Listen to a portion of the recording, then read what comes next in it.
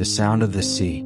The ocean was breathing again. Not loudly, not with the roar of storm or tide, but with a gentle rhythm, the kind that matched the slow inhale and exhale of a sleeping world.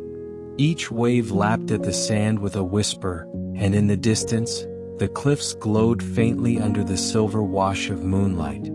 There was a small bay there, hollow bay shaped like a crescent hidden from most maps.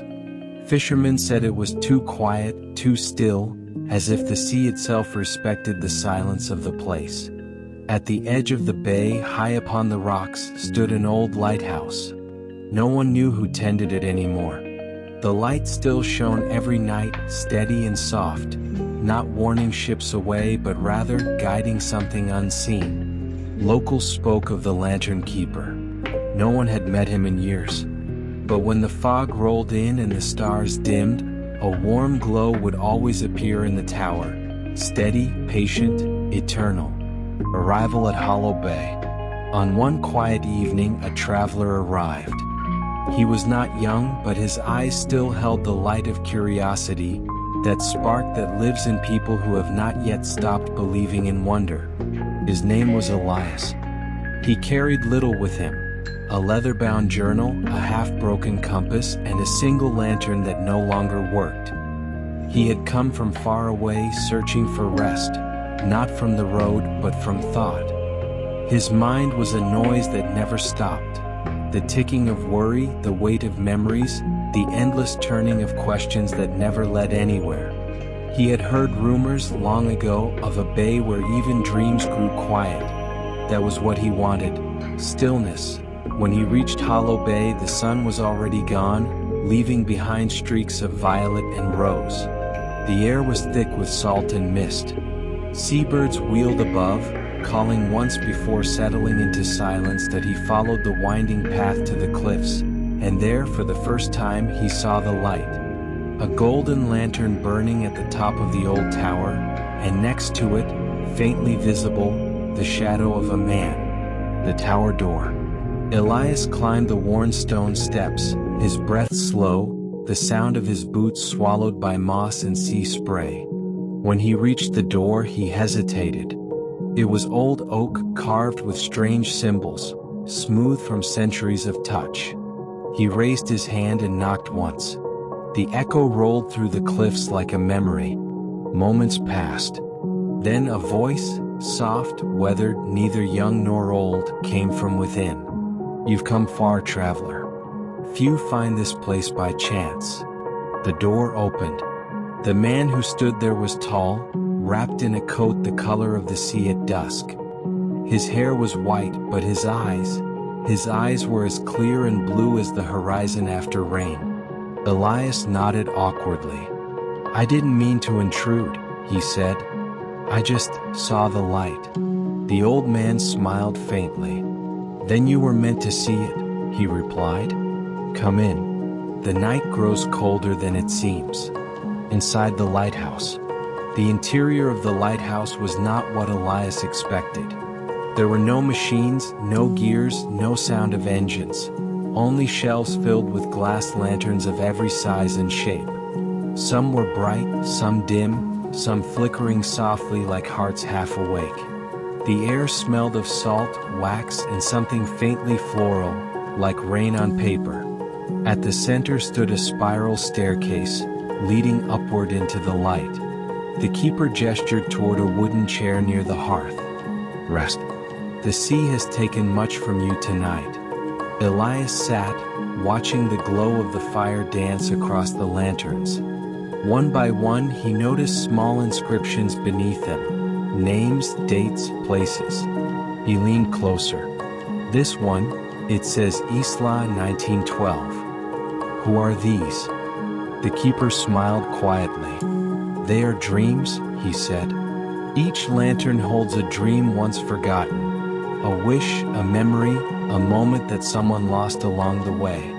When people wander too far from their own peace, the sea brings their dreams here." Elias frowned softly. "And you? You tend to them?" "I keep them safe," said the keeper, "until they are ready to return." The lantern of Elias. Elias gazed at the flickering lights.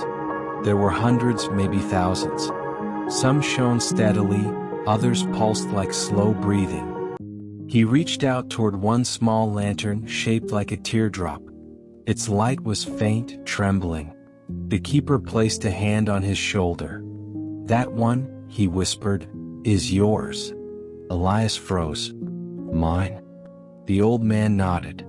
"You've carried its shadow for years, the memory of something you've forgotten how to remember." Elias tried to speak, but the words felt heavy. What does it hold?" The keeper did not answer. Instead, he lifted the lantern and handed it gently to Elias. As soon as his fingers touched the glass, the world around him seemed to fade. The sound of the sea deepened. The walls of the lighthouse blurred into silver mist. And then he was somewhere else, the memory within the light. He was standing in a field of tall grass under a sky painted in gold and lavender. The air was warm, humming with the sound of summer. Ahead of him, a small house stood by a river, its windows glowing in the lake light. He knew this place. He had been here before long ago.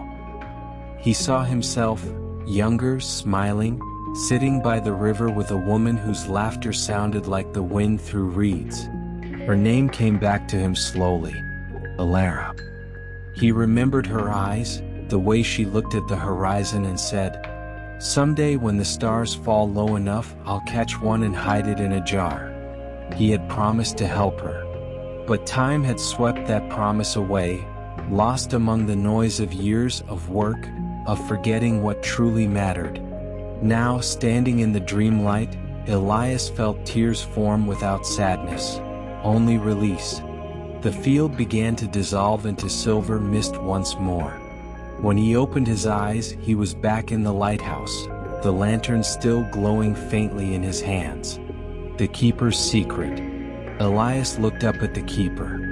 "I remember now," he said softly. "I remember what I lost." The keeper smiled, eyes kind and knowing. "Then the sea has done its work," he said. "Hollow Bay keeps nothing that is not ready to be returned." Elias hesitated. "But why you? Why tend to all these dreams?" The keeper turned toward the highest window where the moonlight pooled across the floor.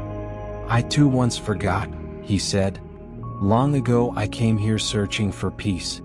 The sea took my sorrow and gave me stillness. When I awoke, the lighthouse was waiting and the light needed tending. Since then I have stayed." He placed a hand over his heart. Every dream needs a keeper, until the dreamer is ready to keep it again. Departure. The night had grown deep. The stars shimmered over the bay like scattered lanterns. Elias stood at the door, the small lantern in his hand glowing gently, steady and calm. He turned to the keeper.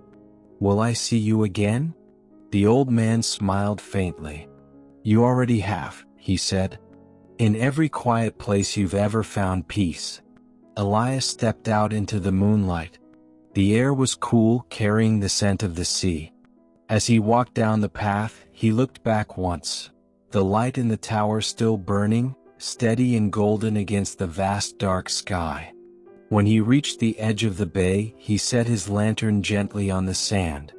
The tide reached forward, touched it, and pulled it out to sea, where it drifted, glowing, among the stars reflected in the water. For the first time in years, Elias felt no weight at all. He closed his eyes. And somewhere, far above, the lantern in the lighthouse burned brighter.